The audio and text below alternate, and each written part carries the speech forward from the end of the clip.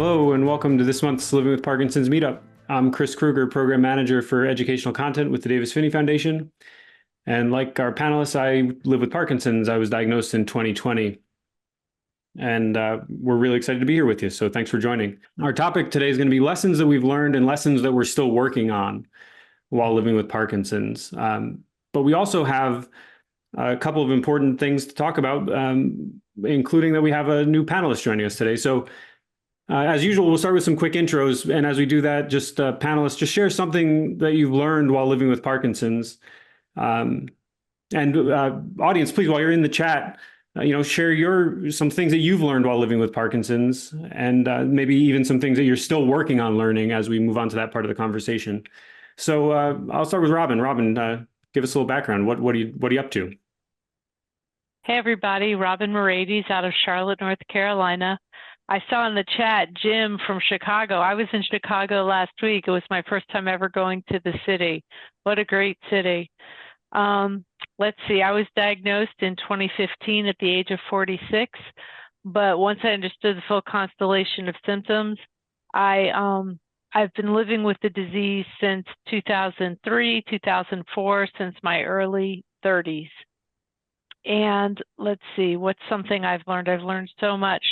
I think I want to err on the side, though, today of I've learned that it's a really okay, like I'm okay in my soul with saying no. Yeah, that's an important one. Okay, so Doug, how about you? I'm Doug Reed from Lafayette, Colorado. I was diagnosed in 2010 at the age of 36. I had DBS in 2019, and my motor symptoms are pretty well controlled. Am I supposed to go through what I've learned from Parkinson's at this time? Yeah, we'll talk more about that too, but just throw something out there now just so we can get started thinking about it. I've learned that it's really important to be proactive, try and tackle your symptoms before they get worse. For example, take your meds on time, work on your balance to prevent falls, do voice and speech exercises to help preserve your voice. And I eat prunes every day to ward off constipation. Yeah, that's a real drag when you have to deal with that down the line if you won't get ahead of it ahead of time. So yeah, that's an important thing you just said. I think you talked about two different ways that you can be proactive. One is like preventing symptoms by making sure your medications are on time, and the other is working to smooth over the symptoms more broadly by doing therapy and exercise, things of that nature. So yeah, cool. Thanks, Doug. And we'll talk more about these things down the line. But let's introduce Larry to the audience. This is a great opportunity to meet Larry Linton, our newest panelist. So Larry, tell us a little bit about yourself and give us a little bit of the full picture. Like, where are you from? What's your background? Tell us a little more that we might want to know about you. Yeah, well, thanks. It's great to be part of the panel, and I look forward to a good interactive session. I've been living in Canada for the last 30 years. I'm originally from South Africa, and I lived in New Zealand. So my accent is a bit different. In fact, talking about accents, the New Zealand accent and the South African accent were voted the sexiest in the world a few years ago. So you may not understand what I'm saying, but I'm hoping that you'll enjoy listening to what I say. But I've been living with Parkinson's for about 12 years.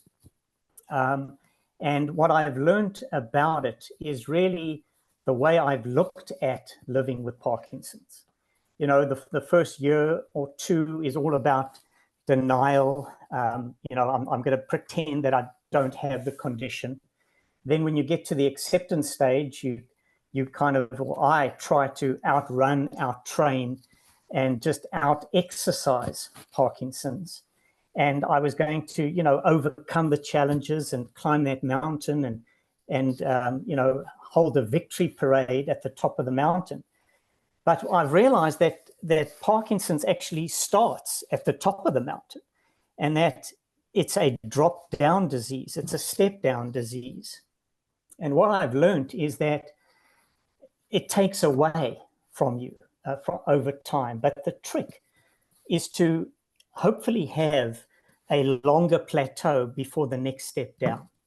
And so I've devoted a lot of time to a lot of exercise, strenuous exercise that gives me mobility and keeps me on a plateau. I've had to step down. I was originally a partner at a law firm, but then when my symptoms started developing and impacting on my performance, there was a cognitive challenge and a step down. And so I used that plateau to recalibrate what I could do and what I could no longer do, and found a position as a immigration lawyer, but not at a partner level, but at an operational level. And so that's how I live my life with Parkinson's. And that each step down, I'm taking advantage of my lived experience, the support of others, educating myself as you keep going down. The trick is to maintain that quality of life on those plateaus. Yeah, so I'll jump in for a second and I'll share a lesson I learned, which is maybe a little related to what you're saying, and tell me if you think I'm right.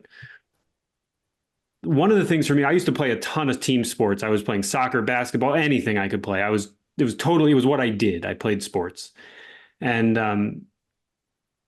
I don't really do that the same way anymore, because I've noticed the exercise for me makes such a big difference in my symptoms that it's kind of not worth the risk of injury for me to play soccer anymore, for example, especially because I have some old ankle injuries. And so instead of playing soccer, I've found all these new ways to exercise that I really do enjoy. And you could call it a plateau, or you could call it me going around the mountain as I'm moving through this journey.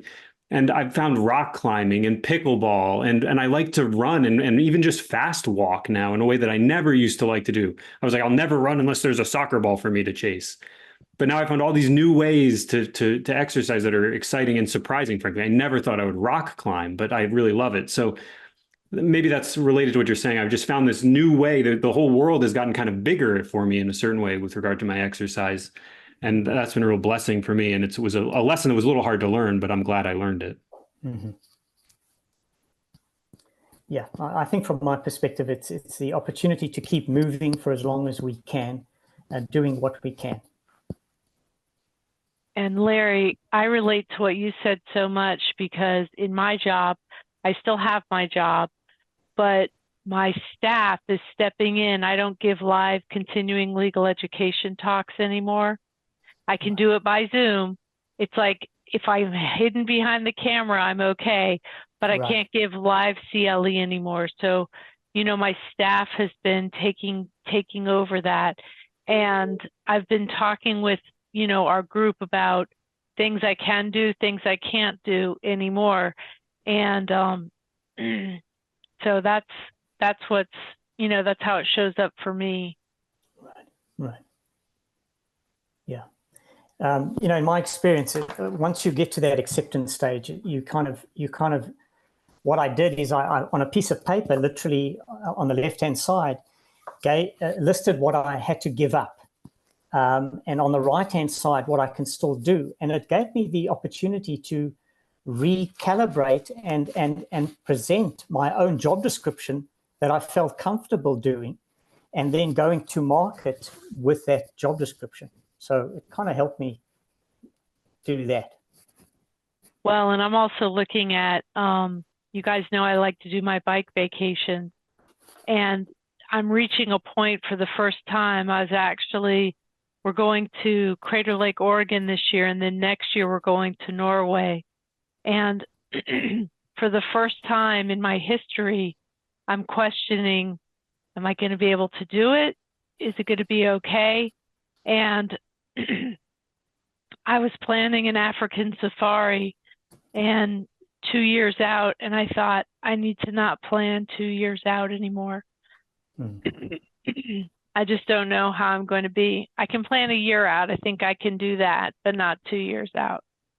Well, that's an important lesson too, just to think about ways to adjust your expectations as to what you can, what ways do you manage your life? And that seems like a lesson there too, just recognizing that things that you maybe used to do have to change in ways you might not have expected with relation to Parkinson's. In my case, I have a problem dealing with apathy.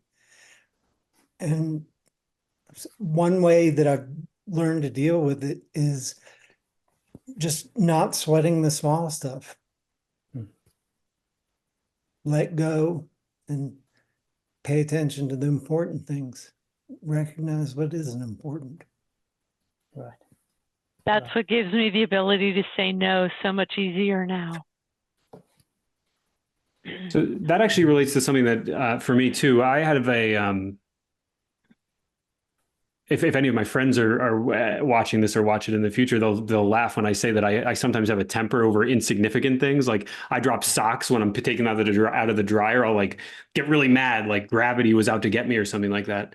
And Parkinson's has really made me recognize that I kind of need to let that, well, it's an ongoing process, let me say that, but it's made me sort of recognize that I have to let that go. I can't blame, I'm going to drop things. It's inevitable without Parkinson's. I was doing it when I was 5, but I do it a lot more now. So, well, Chris, that goes right into the thing that I've learned, probably the most valuable thing I've learned in having Parkinson's is what I'll call neuromodulation.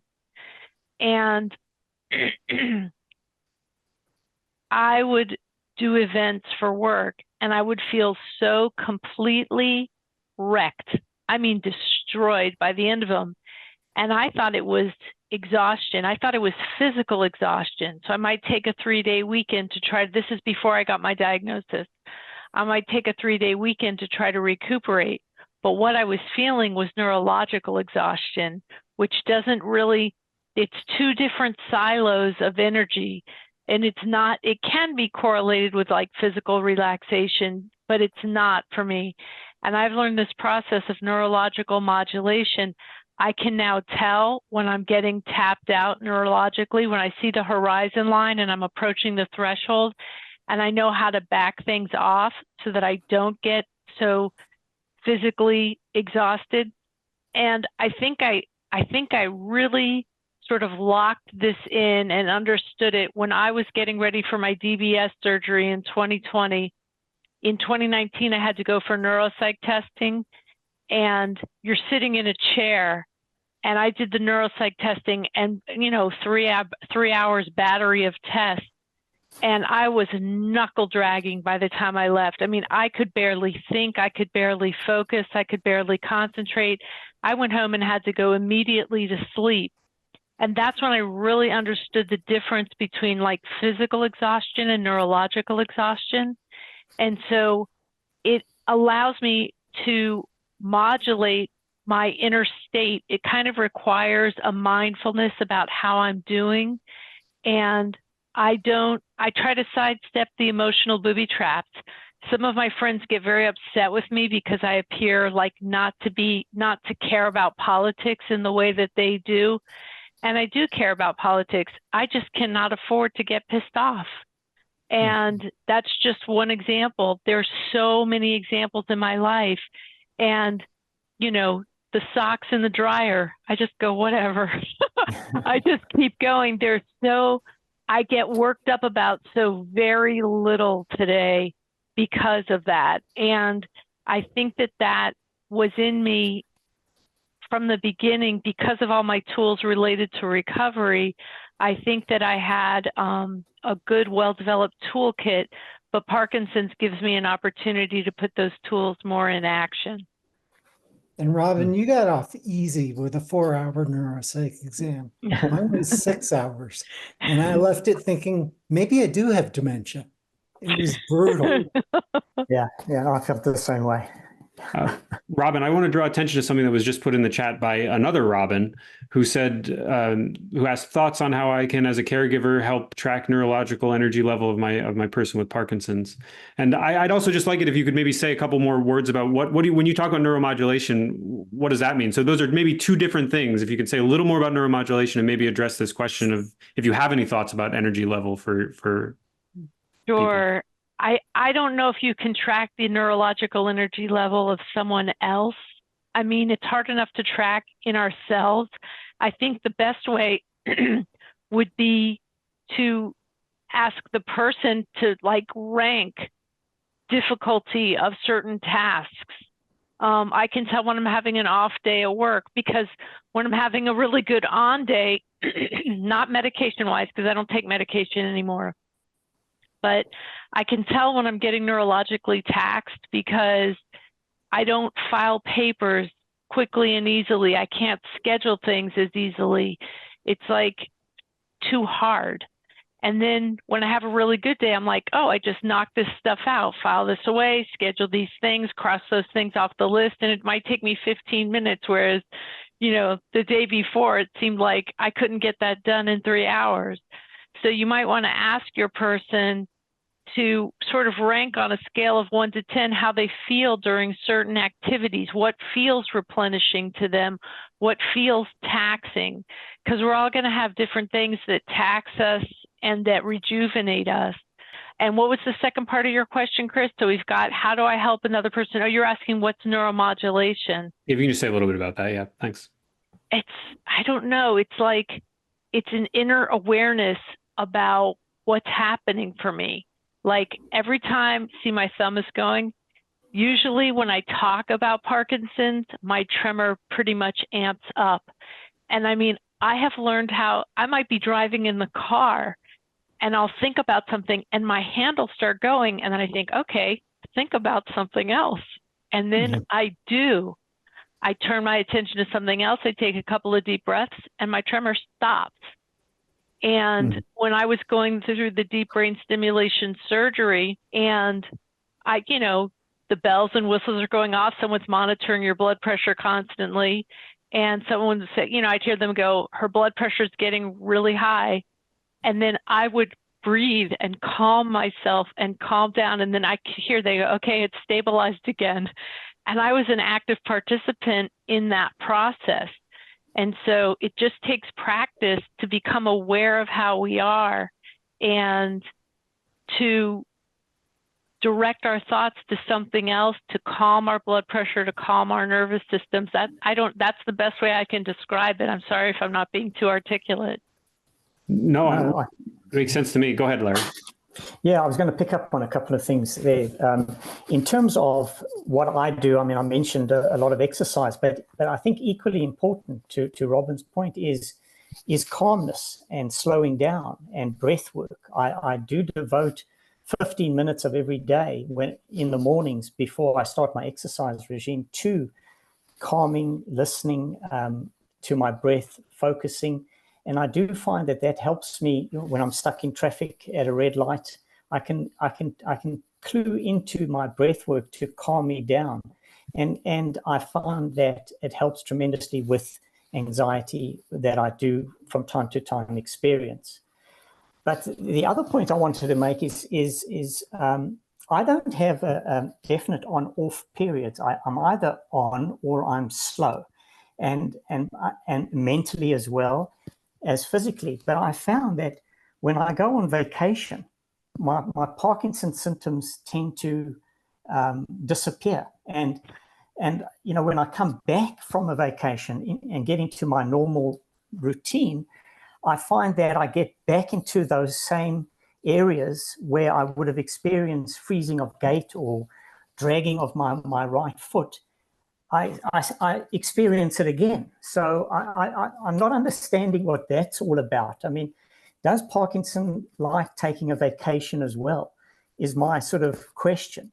Because I found that maybe I've just got to keep traveling for as long as and far afield as possible, because I don't have a recall of experiencing any of the freezing gait episodes that I have in and around the suburbs.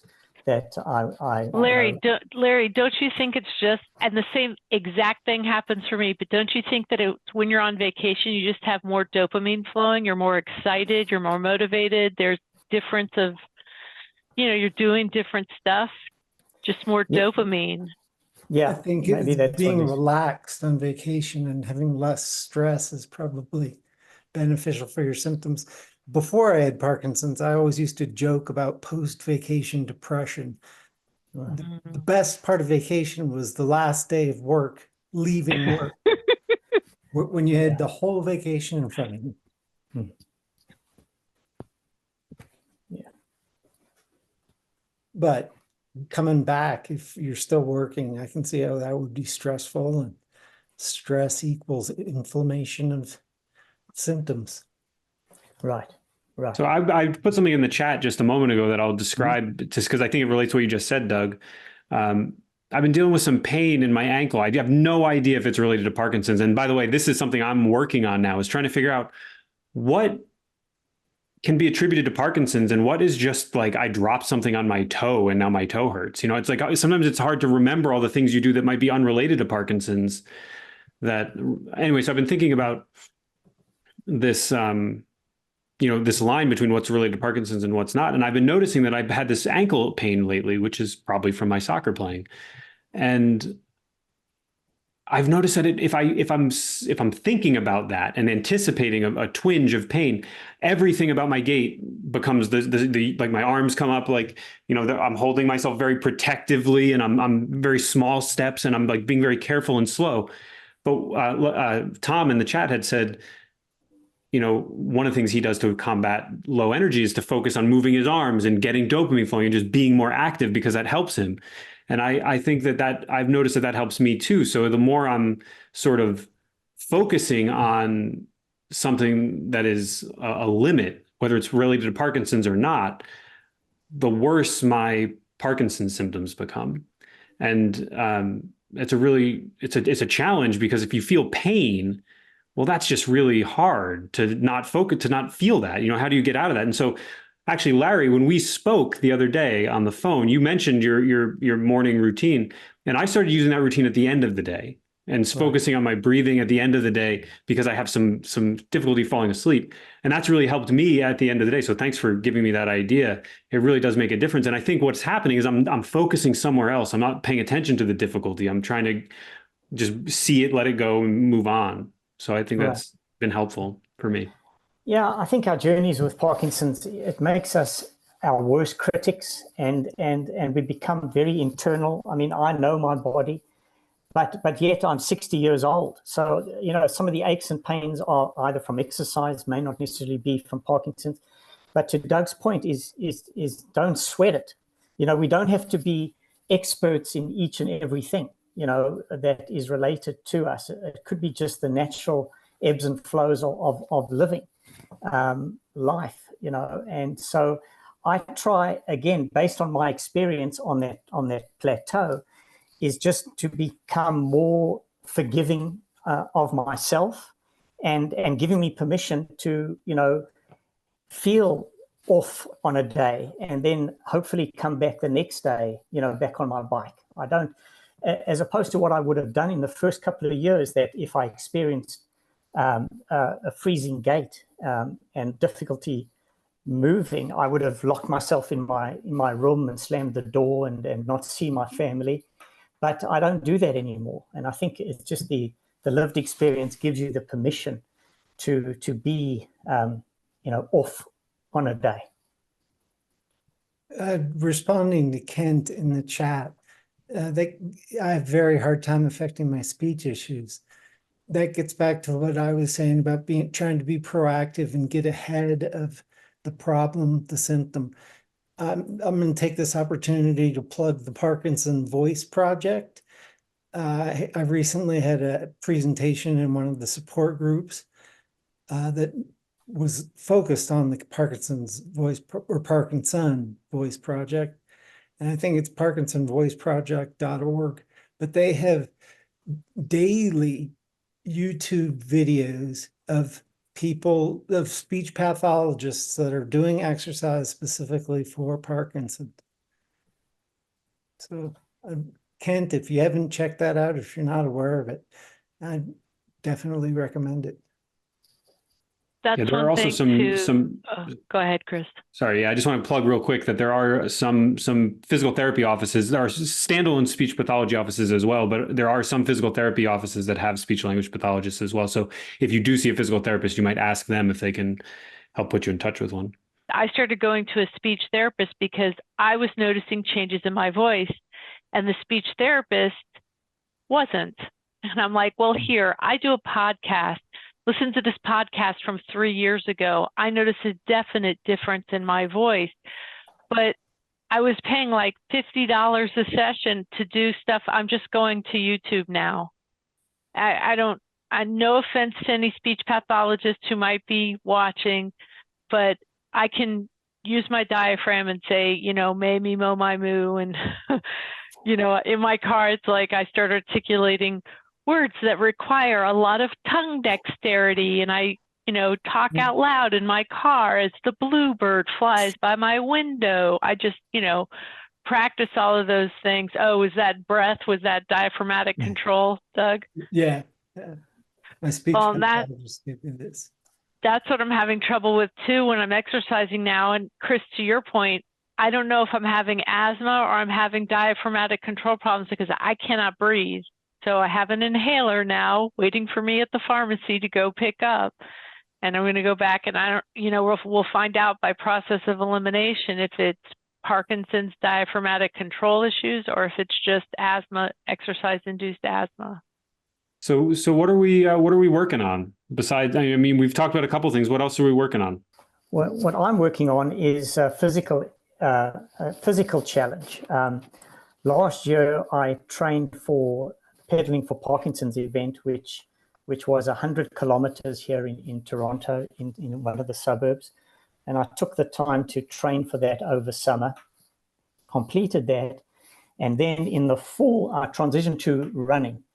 And in the fall, completed, I think it was my 4th half marathon in October last year, a day before my 60th birthday. So that's a sort of the introduction as to what I'm trying to do this year.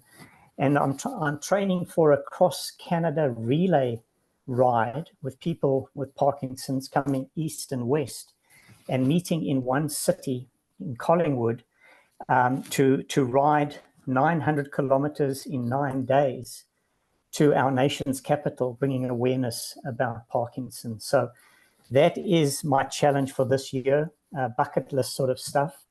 And so far, so good. Although I've only done 2 or 3 consecutive days of 100 Ks, I'm gearing up for this 900 kilometer ride. Will you guys have a social media feed or YouTube of your progress? Yes, we will. That's I'll great. share that with you. Yeah, so that's what I've been working on. I've been working on my mental health and have been apathetic about trying to find a therapist, and finally got off my butt. And earlier today, I had an initial consultation. How'd it go? It went well. I've got a follow-up appointment scheduled for next Wednesday. I'm also working on physical therapy to try and recover from recent surgeries I've had and get back to exercising daily. So, Doug, I wonder if you can say a little bit about what you found helped, or how did you connect with the therapist that you connected with? Like, what was your technique to try to find somebody? I know that's a challenge, and maybe you didn't have a good solution to the problem, but if you do, it'd be great to share it. It was a word of mouth referral. I started talking about mental health issues with my financial advisor, and she recommended a therapist. And the first words out of my mouth were, well, does he accept insurance? And she said, none of the good ones do. That's true. So I'll invest some money in myself. Yeah, so that's something I'm sort of working on too, the mental health aspects. I'm trying to let go of the sort of changes that happen. I know this is something we've talked about before, but when things change for me, I think those things can hit pretty hard. So they can be scary when your symptoms change so suddenly. And I'm pretty used to it, but at the same time, it's just hard to not let that be a little bit walloping. So I feel you. It's something that's hard for me to know how to navigate. Yeah, Chris, I think that I've talked about this before on this webinar, that on this panel, that I used to get symptoms and I would freak out and then they would go away after about 3 weeks and never to return again. But this is the first, and the only thing that was consistent for me was my tremor. But this is the first, like, I feel like for the first time in 9 years, I mean, Larry, to your point, through diet and exercise, I reversed so much when I first got diagnosed. And I don't think I had like, I'm going to kill it, I'm going to conquer it kind of an attitude. But it was more like, what can I do to slow the progression, to slow the step down? And I think I'm experiencing for the first time sort of a step down. And I don't exactly know what the parameters of that whole step down look like. It's not like I can point to a specific thing and say, energy or speech or gait. There's nothing that specific. It's just there's something more impaired in me is how I would describe it. And so and I thought about it the other day. I thought, I've been very fortunate, and I'm having to come to terms with some kind of a change in me. And and Kat talks about it all the time. She always talks about the losses and the, adjustment, the grieving process that goes with the whole diagnosis and the whole lifestyle change. But I think I'm having to look into the face of that for the first time. I'm much less scared than I used to be, though. I would freak out. And now I'm having real, changes, but I'm not freaking out. Yeah, I think that's what I've learned in the step down disease that we have, is this living, gracefully and with humility and with gratitude, because we've still got a life to live, and we've still got family, to take care of and enjoy. And I think each of that step down, based on the step up before, gives you that power to accept the change, and still, don't lock yourself in a room, because I would do the same. It gives you the opportunity to focus on what you can still continue to do, and separate your emotion from the development based on that lived experience. And that sort of helps me get through it as well. I want to share. Oh, go ahead. No, but I'm the same. There's some days that I just feel different.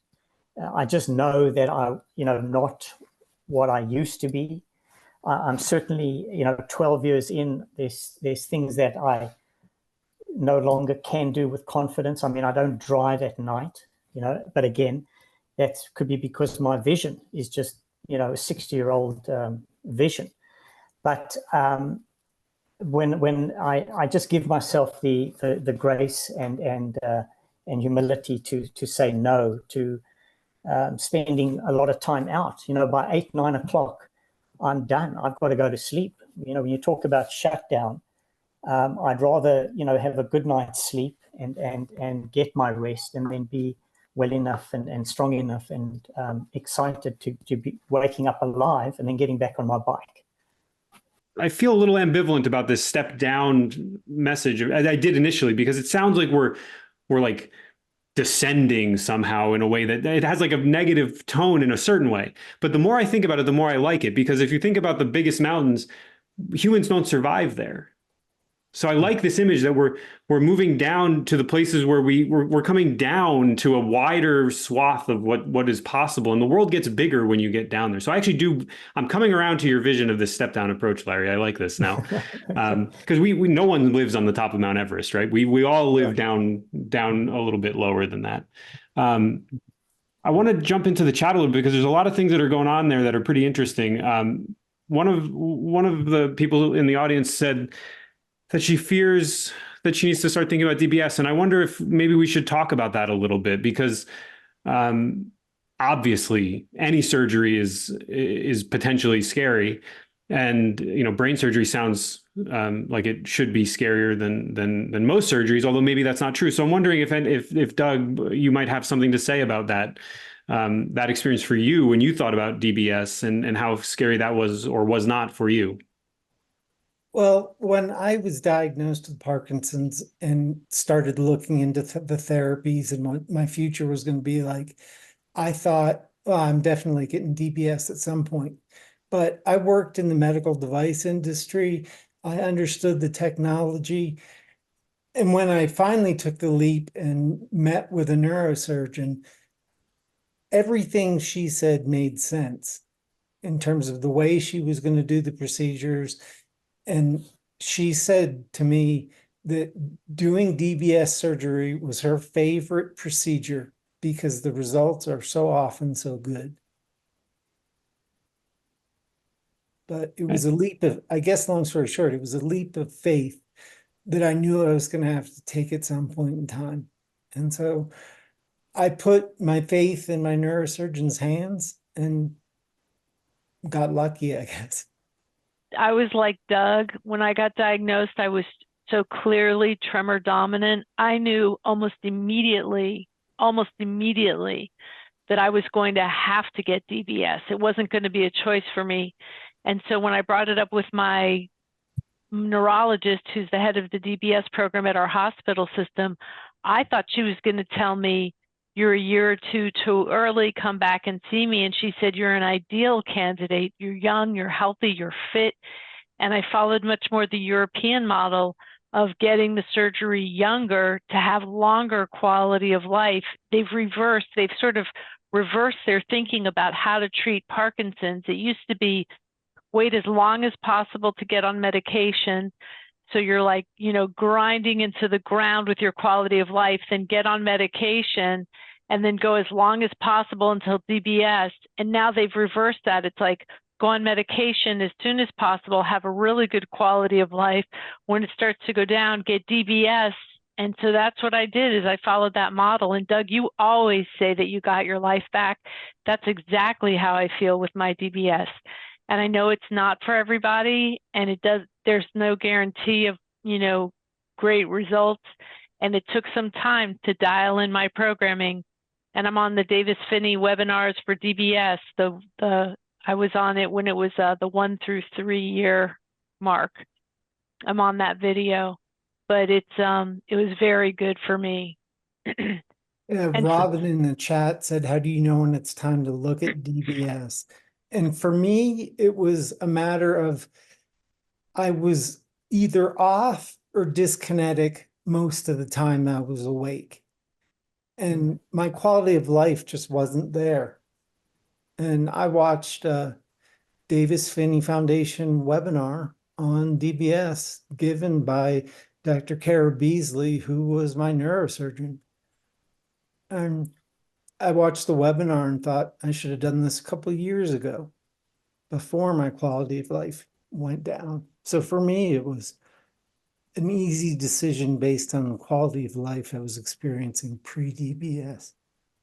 And what happens to your medication? Do you come down? Do you go off? I think, Robin, you said that you're off medication. Yeah. Is that the intention as well? And you, Doug, what do you do? I take 2 selegiline tablets a day, but that's it.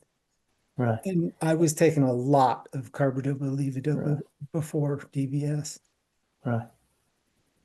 Yeah, I went off medication just because I didn't need it anymore. But then I have breakthrough tremor, like, when my thumb was going, I don't have as much control when it decides to really show up.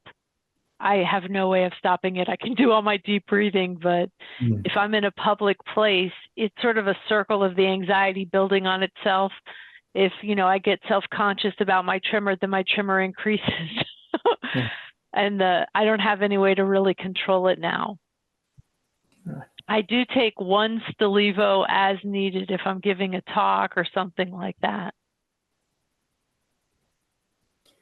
And how do you know that you're a good candidate for DBS? Do you have to have a definite on-off period?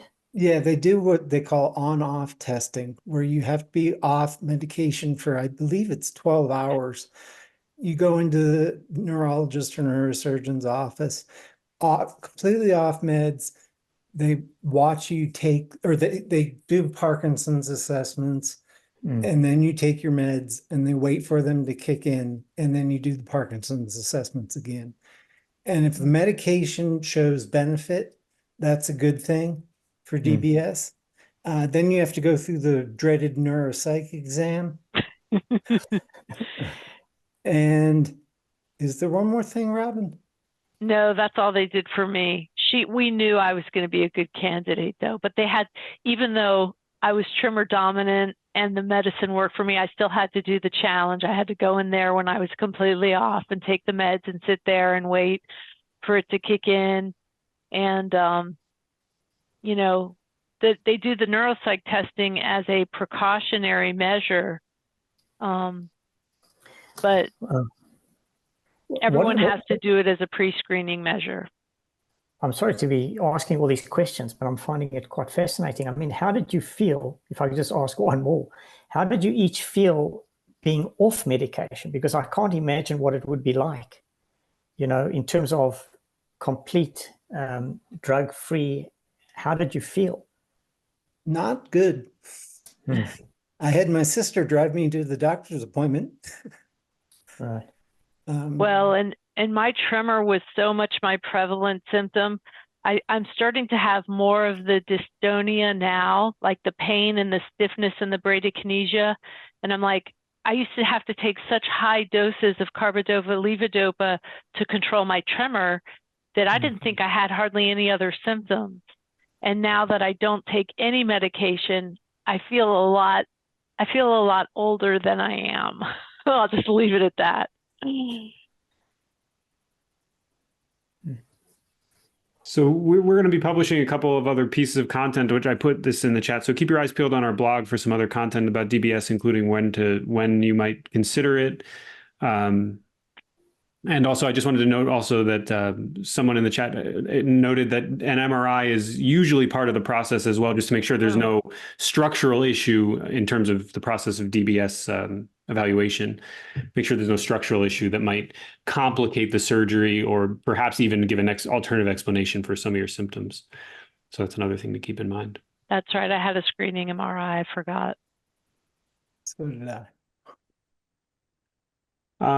We had another question, which maybe we could talk about this related to DBS too. We had a question about how to deal with sleep disturbances, which is a thing for me that I try to deal with, and I'm learning. It's another thing I'm working on. But I wonder, first, we can talk about sleep, but we could also maybe start by saying, did you have any sleep issues before you had DBS, and did they help? Did you know anything about that in your own experience? DBS definitely helped my sleep. And of course, that's anything we say on this call about the benefits anybody's received from any treatment or anything of that nature. You know, that's one person's experience. So take this with, bear that in mind, that it may make your sleep worse. We can't say that. We're not clinicians. We're just people with experience of our own lives. So just bear that in mind. But it did seem to help you, Doug. And someone in the chat asked, does anyone know how long DBS benefits can last? And I can tell you that my neurosurgeon, I asked a similar question, and she said she had a patient that she had surgically implanted DBS 10 years prior. She was still receiving benefit and she was 90 years old. So